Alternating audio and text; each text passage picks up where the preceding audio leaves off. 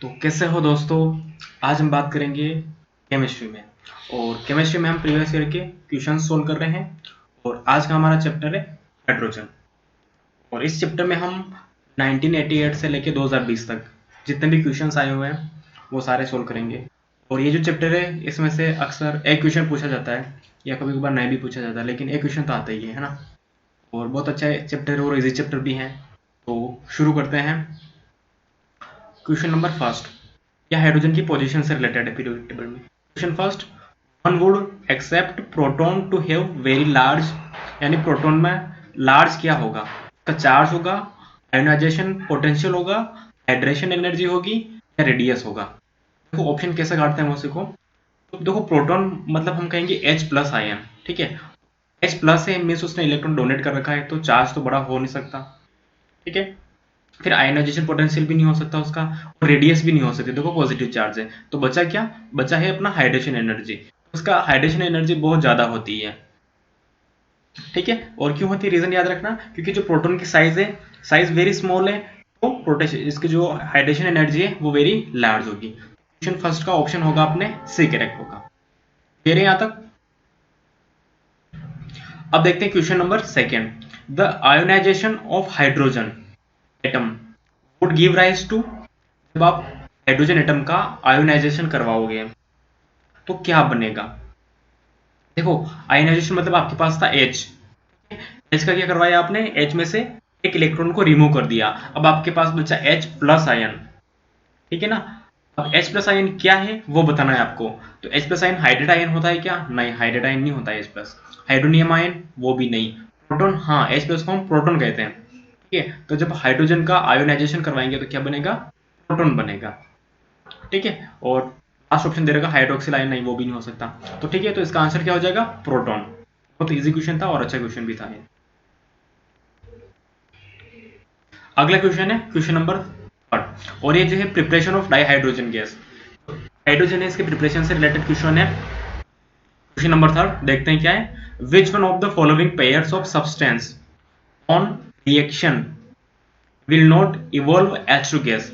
यानी यहाँ पे जो पेयर दे रखे हैं आपको सब्सटेंस के, जब आप उनकी रिएक्शन करवाओगे तो हाइड्रोजन गैस किसमें रिलीज नहीं होगी वो बताना है। पहला option copper and HCl। HCl क्या है, एक्वस, ठीक है। कॉपर और HCl की रिएक्शन करवाएंगे तो H2 गैस रिलीज होगी क्या। नेक्स्ट ऑप्शन है आयरन एंड स्टीम। और थर्ड ऑप्शन है आयरन एंड H2SO4, वो भी एक्वस है। और फोर्थ ऑप्शन है सोडियम एंड एथिल अल्कोहल, ठीक है। तो हमको चारों रिएक्शन करवानी है और पता करना है किसमें H2 गैस रिलीज नहीं हो रही है, ठीक है। तो देखो ऑप्शन डी से शुरू करते हैं। जब आप सोडियम की रिएक्शन करवाओगे एथिल अल्कोहल से, ठीक है ना, जब सोडियम की रिएक्शन होती है एथिल अल्कोहल से ना, तो यहाँ पे बनता है सोडियम इथोक्साइड, सोडियम इथोक्साइड बनता है और साथ में H2 गैस रिलीज होगी। ये तो अपना ऑप्शन वैसे कट हो गया ना, फोर्थ वाला ऑप्शन तो यहाँ पे होगा नहीं, ठीक है। फोर्थ ऑप्शन तो यहाँ पे नहीं होगा। क्यों नहीं होगा, क्योंकि यहाँ पे H2S गैस रिलीज हो रही है।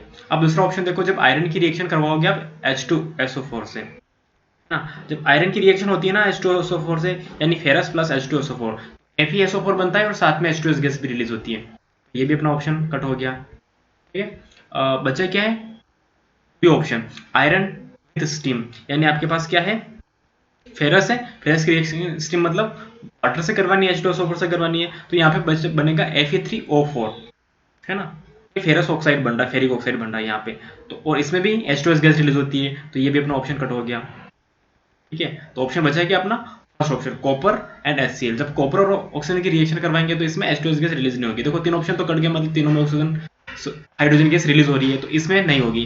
कैसे नहीं होगी, देखो जब आप रिएक्शन करवाओगे इसकी कॉपर की, है ना, किसके साथ में, HCl के साथ में, तो ये रिएक्शन नहीं करेगा। क्यों नहीं करेगा, क्योंकि जो कॉपर है ना वो नोबल मेटल है। याद रखना कॉपर क्या है, एक मेटल है, लेकिन कौन सा मेटल है, नोबल मेटल है, ठीक है। और इसको जब आप देखोगे इलेक्ट्रोकेमिकल सीरीज में तो जस्ट हाइड्रोजन के नीचे आता है इलेक्ट्रोकेमिकल सीरीज में, ठीक है ना। इस वजह से ये जो हाइड्रोजन है HCl में इसको रिप्लेस नहीं कर सकता और ये H2S भी रिलीज नहीं करेगा, ठीक है। तो अपना ऑप्शन क्या हो जाएगा, ऑप्शन हो जाएगा ए। क्लियर है, इस तरह से याद रखना है इस क्वेश्चन को। अगला क्वेश्चन अपना question fourth, water gas is produced by, यानी वाटर गैस कैसे प्रोड्यूस होगी। ठीक है, तो पहले तो आपको ये याद रखना है वाटर गैस होती क्या है। ठीक है, वाटर गैस बोलते हैं अपन CO प्लस H2 के मिक्सचर को। आपके पास यानी हाइड्रोजन गैस है और CO यानी कार्बन मोनोऑक्साइड गैस है, इन दोनों का जो मिक्सचर होगा इसी को बोलेंगे वाटर गैस। ठीक है, कैसे बनेगी देखो, पहला ऑप्शन है passing steam to a red hot coke. ठीक है, option second saturating hydrogen with moisture. C mixing oxygen and hydrogen in the ratio of 1:2। and fourth option heating a mixture of CO2 and CH4 in petroleum refineries। ठीक है, तो देखो देखते हैं कैसे बनती है। तो ऑप्शन फर्स्ट पे चलते हैं अपन। इसने क्या दिया, आपको स्टीम को पास करवाना है रेड हॉट कोक। कोक मतलब आपके पास क्या है, कोयला, मतलब सी कार्बन है। ठीक है ना, और आपके पास क्या था, H2 था, H2O था। जब H2O की आप रिएक्शन करवाओगे ना कार्बन के साथ में, आपके पास H2 ये O है, इसकी जब आप रिएक्शन करवाओगे कार्बन से तो ये बनाएगा आपके CO प्लस H2 का मिक्सचर। ठीक है ना, तो यानी पहले ऑप्शन सही है अपना, तो इससे बनेगा वाटर गैस। बाकी जो दूसरा दे रहेगा सेचुरेटिंग हाइड्रोजन मॉइस्चर, नहीं इसमें भी नहीं बनती है, सी ऑप्शन भी रॉन्ग है और फोर्थ भी रॉन्ग है। तो वाटर गैस बनेगी कैसे, जब स्टीम यानी H2O की रिएक्शन करवाओगे, red hot Coke means carbon C से रिएक्शन करवाओगे, इससे वाटर गैस का प्रोडक्शन होगा। याद रखना क्या होता है water gas, CO plus H2 का मिक्सचर होता है। ठीक है, हाँ आगे आता है क्वेश्चन नंबर 5 पे। Which of the following metal evolves hydrogen on reacting with cold and dilute HNO3। इन्हें आपको इनमें से वो मेटल बताना है जो डाइल्यूट HNO3 से रिएक्शन करेगा ना, कोल्ड डाइल्यूट HNO3 से रिएक्शन करेगा और हाइड्रोजन गैस को रिलीज करेगा। ठीक है, तो पहला ऑप्शन दे रखा है मैग्नीशियम, दूसरा एल्यूमिनियम, सी फेरस एंड और है कॉपर। ठीक है, तो बताओ कौन सा रिलीज करेगा। देखो पहला लास्ट ऑप्शन देखते हैं अपन, कॉपर है ना। जब आप कॉपर की रिएक्शन करवाओगे ना तो कॉपर तो है ना रिएक्शन करेगा ही नहीं इससे, तो हाइड्रोजन गैस रिलीज होगी नहीं वैसे, है ना। फेरस भी रिएक्शन नहीं होती है, फेरस की भी नहीं होती, एल्यूमिनियम की भी नहीं होती यहाँ पे, है ना। रिएक्शन होगी पर अपने जो बनाना है वो नहीं बन रहा है, H2 नहीं बन रहा है। तो H2 बनेगा कौन सी रिएक्शन में, मैग्नीशियम वाली रिएक्शन में। जब आप मैग्नीशियम की रिएक्शन करवाओगे HNO3 से तो यहाँ पे बनता है MgHNO3 होल्ट वाइज, यानी मैग्नीशियम नाइट्रेट बनेगा और साथ में रिलीज होती है H2 गैस। तो ऑप्शन अपना फर्स्ट हो गया मैग्नीशियम। ठीक है, अब देखते हैं question number 6। Which of the following statements about hydrogen is correct incorrect. Hydrogen के कुछ स्टेटमेंट दे रखे हैं, कौन सा इनकरेक्ट है, मैं सिंपल सा 3 तो करेक्ट होंगे और एक इनकरेक्ट है, वही पहचानना अपने को। ठीक है, क्वेश्चन नंबर 6 का देखो ए दे रखा है hydronium ion H3O+ exist freely in, freely solution में अवेलेबल होता है क्या, हाँ होता है, सही है ना। और बी ऑप्शन है dihydrogen does not act as a reducing agent. Dihydrogen reducing agent है, ऐसे रिएक्ट नहीं करता है, नहीं ये बात गलत है। डाईहाइड्रोजन पावरफुल रिड्यूसिंग एजेंट है, ठीक है ना, याद रखना। तो ये ऑप्शन अपना रॉन्ग हो गया, बी वाला। और देखते हैं कुछ हो तो सी ऑप्शन देखते हैं। हाँ, hydrogen has 3 isotopes on which tritium is most common. ठीक है, ये बात भी बोला इसने, हाइड्रोजन के 3 आइसोटोप है। हाँ ठीक है, 3 आइसोटोप्स हैं इसके, ठीक है ना, याद रखना। और ट्राइटियम मोस्ट कॉमन। और लास्ट में कौन सा है, hydrogen never act as a cation in ionic salt. ठीक है, ये बात भी सही है। ठीक है, तो ऑप्शन अपना देखो, ये सी वाला भी रॉन्ग है और बी वाला भी रॉन्ग है। ठीक है, तो दोनों ऑप्शन सही है, बी और सी सही होंगे इस क्वेश्चन से। नीट 2016 का क्वेश्चन है ये। अगला क्वेश्चन देखते हैं अपन, क्वेश्चन नंबर 7। ये हाइड्राइड से रिलेटेड है। Which of the following is electron deficient. Electron deficient means आपको बताना है जिसमें ऑक्टेट इनकम्प्लीट है। ठीक है, और जो देखो ऊपर वाला जो क्वेश्चन था ना, क्वेश्चन नंबर अपन ने 6 किया था, इसमें जो ऑप्शन दे रखा है हाइड्रोजन के 3 आइसोटोप होते हैं, सही बात है, लेकिन मोस्ट कॉमन क्या है इसमें, इसने दिया था ट्राइटियम मोस्ट कॉमन है। याद रखना, ट्राइटियम मोस्ट कॉमन नहीं होकर प्रोटियम होता है। ठीक है, और ट्राइटियम तो रेडियो एक्टिव है, तो प्रोटियम मोस्ट कॉमन है। क्वेश्चन 7 में क्या था, इसने पूछा था इलेक्ट्रॉन डेफिशिएंट कंपाउंड कौन सा है। पहला है BH3 होल ट्वाइस, सेकंड है PH3, सी है CH3 hold wise and D है SiH3 होल्ड वाइज। ठीक है, इसमें देखो क्या पूछा, इलेक्ट्रॉन डेफिशिएंट, इसमें किसका ऑक्टेट इनकम्प्लीट है वो देखना है। ठीक है ना, तो जब पहला आप देखोगे ना BH3 होल्ड वाइज, ये बोरोन का हाइड्रेट है ना, और ये किस फॉर्म में मिलता है, B2S6 के फॉर्म में, इसमें बनाना बॉन्ड प्रेजेंट होता है। याद रखना ये इलेक्ट्रॉन डेफिशिएंट कंपाउंड है, जो इलेक्ट्रॉन डेफिशिएंट कंपाउंड होता है उसको बोलते हैं लेविस एसिड, क्योंकि क्या करेगा ये लेविस बेस से इलेक्ट्रॉन पेयर डोनेट करेगा, और आपने रिएक्शन भी करवाया होगी लेविस एसिड बेस में BH3 की अमोनिया से, तो ये इलेक्ट्रॉन डेफिशिएंट कंपाउंड है, इसको बोलेंगे लेविस एसिड। ठीक है, क्योंकि देखो बोरोन का इलेक्ट्रॉनिक जो नंबर है ना वो होता है 6 नंबर पे है ना, इसके आउटर मोस्ट शेल में कितने इलेक्ट्रॉन है, 3 इलेक्ट्रॉन है, और कितना हाइड्रोजन से रिएक्शन कर रहा है ये 3 हाइड्रोजन से, 3+3 मतलब 6 इलेक्ट्रॉन हो गए, और टोटल ऑक्टेट में कितने होने चाहिए, 8 होने चाहिए, लेकिन यहाँ पे 6 है, इस वजह से इलेक्ट्रॉन डेफिशिएंट है। लेकिन PH3 में 8 इलेक्ट्रॉन है, कार्बन में भी है और सिलिकॉन में भी है, इलेक्ट्रॉन डेफिशिएंट हो गया अपना PH3, ऑप्शन ए करेक्ट। अब आते हैं क्वेश्चन नंबर 8 पे। मेथड, ये वाटर से रिलेटेड है ना, वाटर की जो हार्डनेस वगैरह होती है उससे related. The method used for remove temporary hardness of water is, water की टेम्पररी हार्डनेस रिमूव करने की कौन सी मेथड है वो बतानी। पहला synthetic resin method, Calgon's method, Clark method और आयन एक्सचेंज मेथड। ठीक है, पहली बात आपको ध्यान रखनी है, जो हार्डनेस होती है वाटर की 2 टाइप की होती है, एक होगी टेम्पररी हार्डनेस, दूसरी होगी परमानेंट हार्डनेस।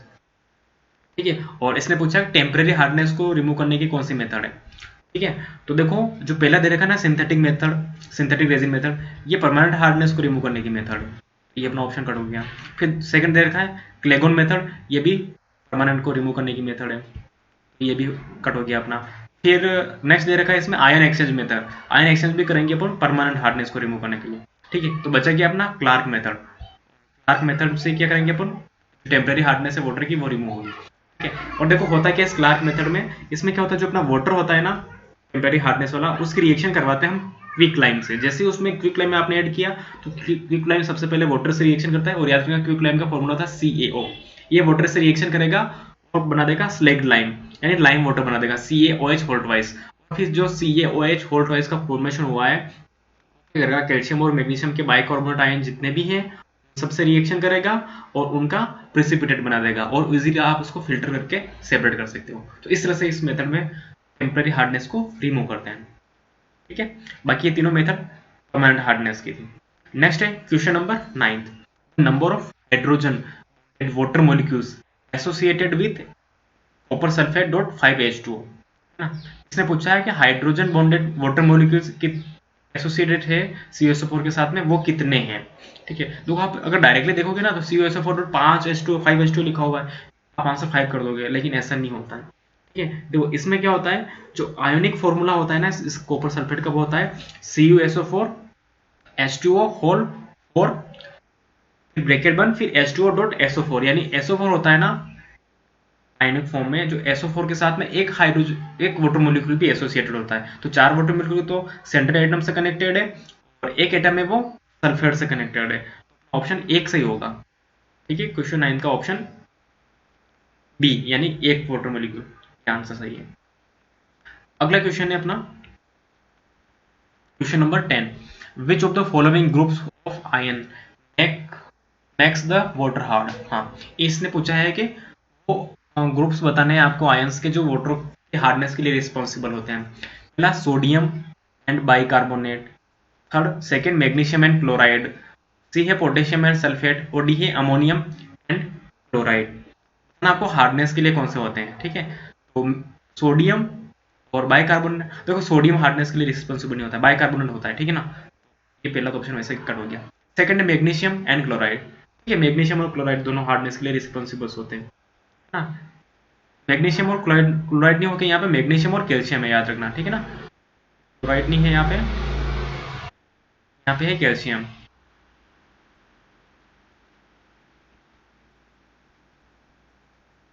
कैल्शियम, ठीक है ना, और ये वाला ऑप्शन अपने सही है।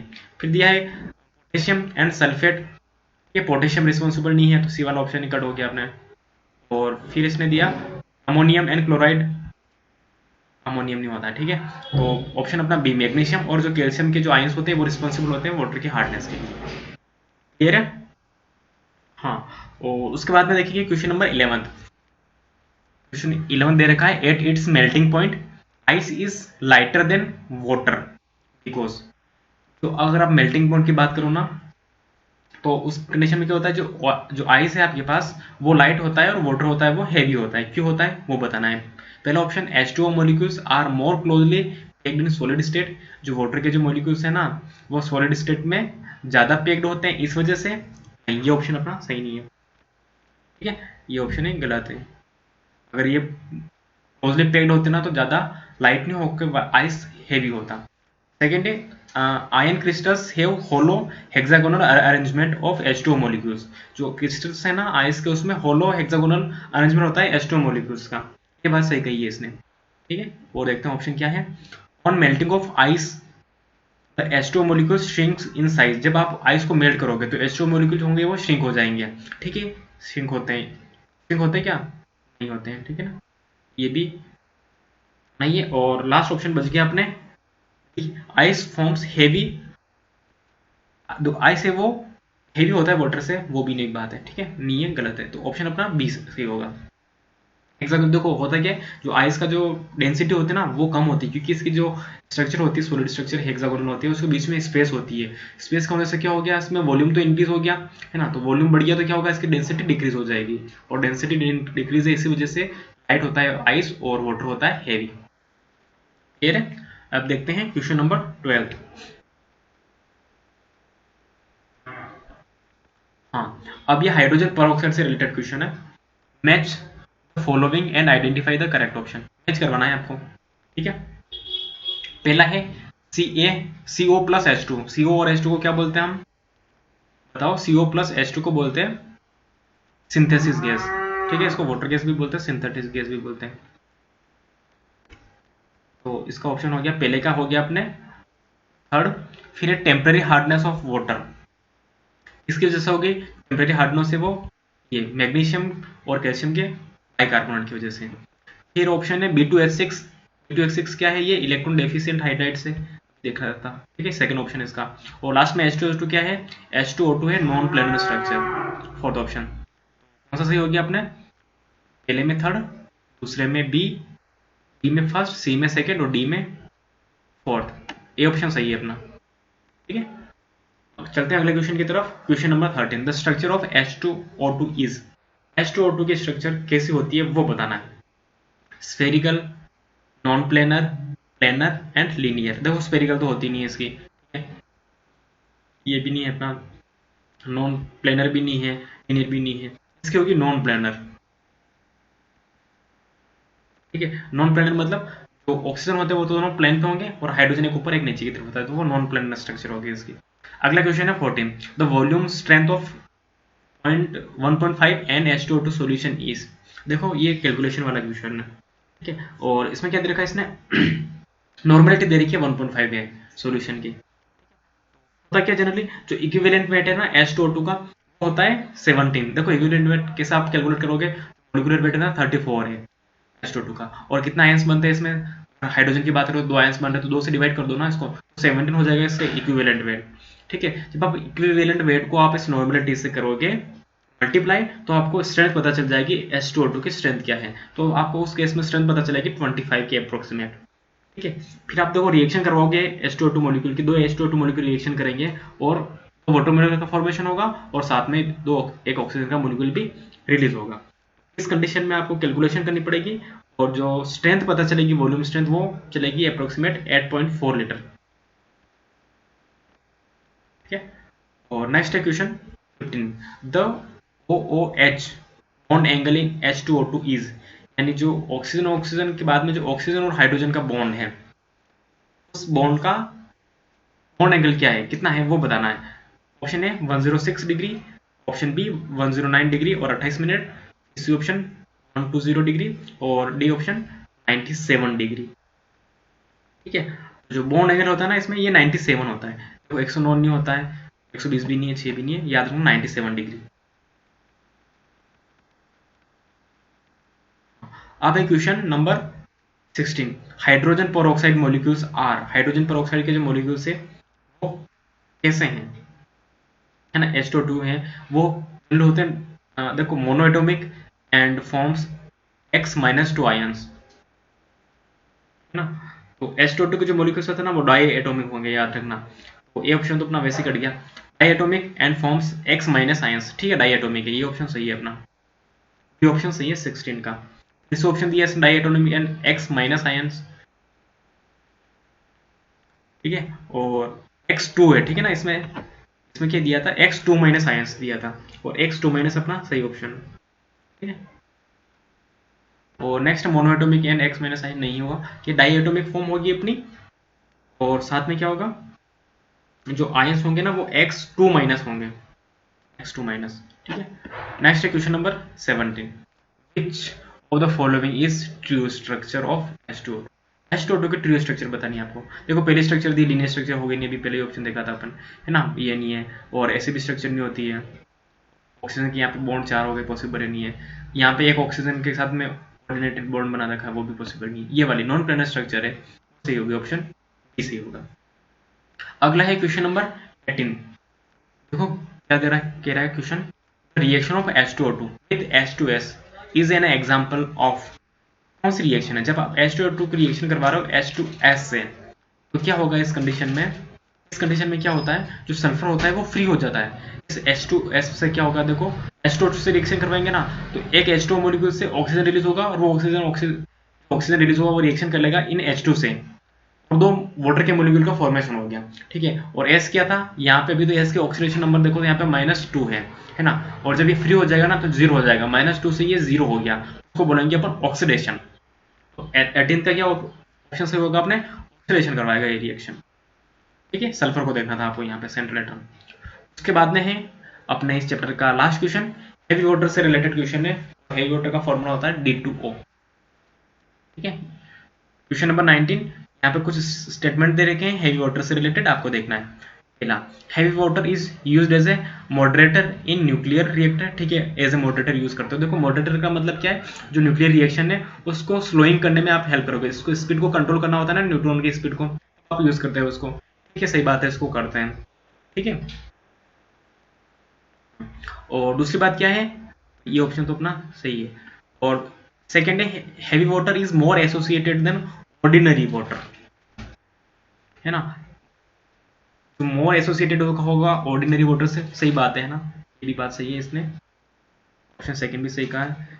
थर्ड ऑप्शन है, heavy water is more effective solvent then ordinary water, नहीं नहीं, मोर इफेक्टिव सोलवेंट कौन होता है, अपना मोर इफेक्टिव सोलवेंट है वो ऑर्डिनरी वाटर होता है, ना कि हेवी वाटर। तो थर्ड वाला ऑप्शन तो वैसे कर दिया। देखो जो सोलवेंट के लिए जो डिसाइड करते हैं वो करते हैं इसके डाई इलेक्ट्रिक कॉन्स्टेंट के, जो जो डाई इलेक्ट्रिक कॉन्स्टेंट है ऑर्डिनरी वाटर का, वो ग्रेटर होता है हेवी वाटर से, तो अपना बेस्ट सॉल्वेंट होगा ऑर्डिनरी वाटर, तो ये ऑप्शन अपना